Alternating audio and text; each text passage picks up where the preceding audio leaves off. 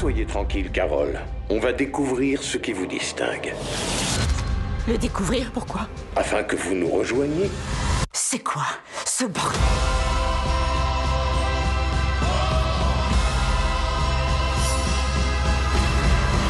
Et voici donc Pluribus, la nouvelle série tant attendue de Vince Gilligan, créateur génial de Breaking Bad et de son spin-off Better Call Saul. On retrouve d'ailleurs dans le rôle titre Rhea Seehorn, celle qui incarnait l'avocate Kim Wexler aux côtés du dit Saul.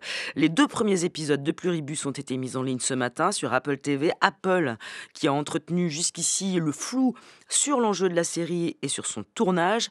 Le synopsis tient d'ailleurs en une ligne, le synopsis qui nous est proposé. La personne la plus misérable sur Terre doit sauver le monde du bonheur. Quelques mots d'abord, Olivier Joyard. Moi, j'ai vu Pluribus comme une sorte de démonstration de force et de liberté de la part de Vince Gilligan, son auteur. Vous rappeliez Breaking Bad et Better Call Saul, ses précédentes séries. L'ambition est vraiment énorme, la fascination assez immédiate également. Mais on peut s'interroger, est-ce que cette toile qui se déploie face à nous est déjà une grande série ou une sorte de promesse qui va durer peut-être trop longtemps à n'être qu'une promesse ?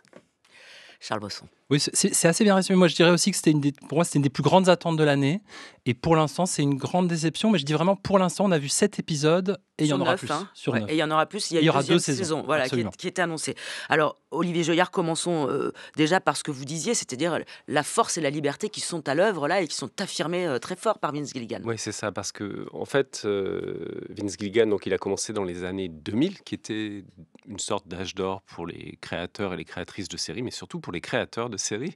Il a commencé, sa série Breaking Bad a été mise non pas en ligne, mais à l'antenne, voilà. Au même moment que Mad Men. Donc c'est vraiment cette génération-là. Mais lui, il a poursuivi, contrairement à Matthew Weiner. Et là, il y a 2 nouveautés, c'est-à-dire une héroïne, déjà, puisqu'il n'y a eu que des héros principaux. Il y a eu des grands personnages féminins dans son travail avant, mais là, c'est une héroïne. Et puis, disons, une touche de science-fiction post-apocalyptique, qui est quelque chose de relativement nouveau aussi pour lui. Et au fond, et c'est plutôt la bonne nouvelle, pas grand-chose n'a changé d'un certain point de vue. C'est à la fois la bonne nouvelle et les limites peut-être de ce qu'on a pu voir. C'est-à-dire que moi, ce qui me fascine, c'est qu'il est vraiment tellement obsédé, c'est vraiment un obsessionnel, contrairement aux grands névrosés, quoi. C'est-à-dire qu'il suit des personnages qui essayent de rationaliser leur présence sur Terre, parce que là, ce qui se passe, c'est qu'il y a une sorte de virus qui a happer l'âme, l'esprit et un peu le corps aussi des milliards de personnes sur la planète. Et il n'y a que 12 ou 13, je ne sais plus, personnes qui ne sont pas sensibles à ce virus. Donc il s'est passé quelque chose et cette femme va essayer de mener une forme de résistance personnelle intérieure à cette injonction que tout le monde a à être sympathique, sourire, travailler collectivement. C'est-à-dire qu'il y a vraiment quelque chose d'assez foisonnant dans la manière, et même très drôle en fait, dans la manière dont Vince Gilligan se moque de l'American Way of Life et se moque d'une façon, je dirais, assez cruelle et difficile. On pourra peut-être y revenir mais ça commence quand même avec des scientifiques qui regardent dans le ciel. Et il y a comme ça une espèce de corps étranger qui va arriver sur Terre. Ils le voient arriver des mois à l'avance. Ils se demandent ce que c'est. Et tout ça est donc pour eux et pour elle une énigme. Et il y a souvent cette chose-là dans les séries de Vince Gilligan. Pour nous, spectateurs, spectatrices, et puis pour les personnages, il faut résoudre des situations. Il faut les comprendre, les analyser, et ça prend du temps. Et tout ça, moi, j'ai trouvé que c'était toujours... Enfin, moi, ça me touche, au fond, dans une période où les auteurs de séries sont vraiment mis en difficulté par l'industrie, que lui ait cette liberté-là de s'exprimer, ça peut avoir des mauvais côtés. C'est l'histoire d'Hollywood au fond, hein. C'est-à-dire que quand on laisse les gens faire ce qu'ils veulent, parfois, voilà, Coppola, notoirement pour moi, est un meilleur cinéaste quand il est un peu bridé. Des grands films de Wells sont faits comme ça aussi, mais donc voilà, je trouve qu'il y a cette horlogerie un peu besogneuse et obsessionnelle dans son travail. Il s'épanouit vraiment là-dedans, quoi. Charles Bosson. Moi, je dirais que je suis très sensible aussi à ce côté termite, fourmi, c'est-à-dire que c'est toujours des personnages qui refusent l'inéluctable. On entend en ce moment, et c'est formidable, plein d'archives de Deleuze. Deleuze parlait des cinéastes et des artistes en disant « avoir une grande idée, c'est déjà énorme ». Et Gilligan est comme ça, c'est-à-dire c'est quelqu'un qui un jour s'est réveillé avec ce personnage à qui on dit, de petit prof de chimie qui a un peu raté sa vie ou qui retarde le moment de commencer sa vie et à qui on dit « voilà, le cancer arrive, sa vie est finie ». Et il refuse ça et il va changer, et tout ce travail très lent du changement va être l'opération de la série. Et Gilligan, comme John Ford ou comme certains grands cinéastes, il a son territoire qui s'appelle Albuquerque, qui est la plus grande ville du Nouveau-Mexique et qui est elle-même une ville avec une histoire. C'est là où on a inventé Roswell, c'est là où on a fait les premiers essais atomiques. Donc c'est un endroit comme ça qui est rongé par le silence, par la désolation, et il filme à sa manière des résistants. Et on a beaucoup travaillé sur les récits de résilience, et lui leur donne une forme hyper concrète. C'est des gens qui visent des trucs, qui râlent, qui trouvent des bouts de plastique, qui les collent, qui ont un espèce d'agenda, qui se confond un peu avec l'agenda du créateur. Et voilà, plus j'en parle, plus je le trouve génial. Mon grand problème, c'est que dans cette série-là, comme il me manque un peu le danger qu'offrait la reine gangster, je finis par voir un peu un créateur et sa carte blanche. Je l'entends penser, je le vois regarder, je l'entends discuter avec cette femme, Racey Horn, qu'il adore et qu'il a vraiment découverte aussi un peu derrière son personnage de Saul Goodman, et qui apparaît comme ça, qui est éclatante, qui est une actrice formidable. Mais voilà, ce syndrome de carte blanche donne un côté aussi un peu série mégalo, c'est-à-dire qu'on tourne un peu à vide, et que ces scènes dont je viens de parler, j'ai l'impression de les avoir déjà vues dans Better Call Saul et dans Breaking Bad. Olivier Joyard, vous citiez, vous précisiez vous aussi que le personnage principal est un personnage féminin. C'est une question que je me pose. Il y a eu beaucoup d'argent mis sur cette série. On attend beaucoup de cette série. Est-ce que avec un personnage féminin, elle peut espérer toucher autant le public qu'avec Breaking Bad, par exemple? J'espère bien quand même. Parce non, que, mais en fait, moi, c'est une véritable question que j'ai. Alors, c'est une femme, et c'est aussi une lesbienne, c'est-à-dire qu'elle est mise en scène comme telle, appartenant à une minorité au sens propre du terme.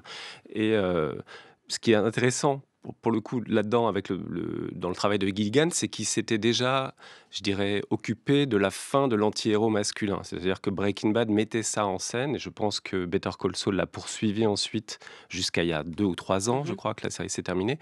Donc moi, j'ai l'espoir, je ne peux pas répondre vraiment à votre question, mais j'ai cet espoir que ce surgissement d'un autre imaginaire, d'un autre corps, d'une autre façon de penser et d'être, tout simplement, amène quelque chose. Moi, je ne pense pas que ce soit vraiment un problème ou une crainte qu'on puisse avoir par rapport à la série.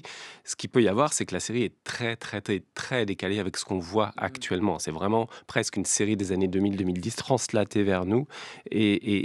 Et en plus, ce côté personnage féminin, c'est quand même pour moi le plus grand autoportrait qu'a fait Vince Gilligan, en fait. Parce que, je veux dire, dans l'épisode 4, elle est devant un tableau d'écriture. Moi, j'étais dans la salle d'écriture de Breaking Bad il y a assez longtemps, et ils avaient donc, comme beaucoup de scénaristes américains, des petits post-it comme ça au mur, et ils avançaient comme ça dans l'intrigue, et ils en parlaient comme si c'était de la plomberie, en fait. Une sorte de plomberie existentielle, mais une plomberie quand même. Donc moi, je vois beaucoup. Donc en fait, voilà, il peut dire Madame Bovary, c'est moi, quoi. Il peut dire Carole, c'est moi. Charles Bosson. Oui, et dans Breaking Bad, le personnage féminin qui jouait la femme du scientifique, Skyler, était un personnage qui était détesté par les fans, parce que quelque part, elle faisait écran à sa transformation. C'est-à-dire que les fans, et les mecs en particulier, avaient envie qu'il devienne Scarface, et elle était cette figure un peu qui le ramène à la réalité, etc. Et Better Call Saul était beaucoup plus intéressant de ce point de vue-là, parce que Kim Wexler était un personnage qui le renvoyait à ce qu'il voulait être, ce qu'il projetait de devenir, et lui ne faisait que retarder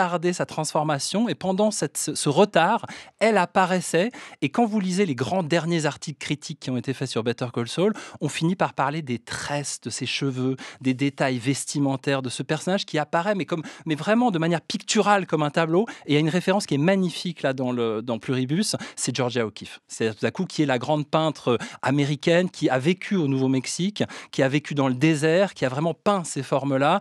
Je vous raconte pas, mais il y a une scène géniale avec elle et là-dessus, et je pense que c'est une très très belle référence. Et voilà, moi j'ai envie de la continuer, surtout que Gilligan a quand même commencé dans X-Files, dans la science-fiction, et que là quelque part il y revient en faisant danser Body Snatchers, Je suis une légende, évidemment La quatrième dimension, et un peu de Soleil vert. Donc c'est pour ça que moi pour l'instant la déception, c'est une attente, c'est le roi des slow burners, ces séries qui mettent très longtemps à démarrer, et je me dis qu'à un moment ça va démarrer, et quelle chance il a d'avoir signé 2 saisons d'avance. Oui, il y a 2 saisons, il faut le rappeler. Un dernier mot, Olivier. Ouais, c'est quand même aussi une série, je dirais, d'un point de vue politique sur la solitude. Qu'est-ce que c'est que la solitude de résister à un ordre établi actuellement? Il y a vraiment dans la Constitution américaine la poursuite du bonheur. C'est un des seuls pays qui a ça dans sa Constitution. Et là, c'est vraiment de quoi, ce dont il s'agit, quoi. C'est-à-dire qu'il y a il a une façon de montrer que le sourire américain est une forme de fascisme, ou en tous les cas s'impose de façon extrêmement délétère sur les êtres.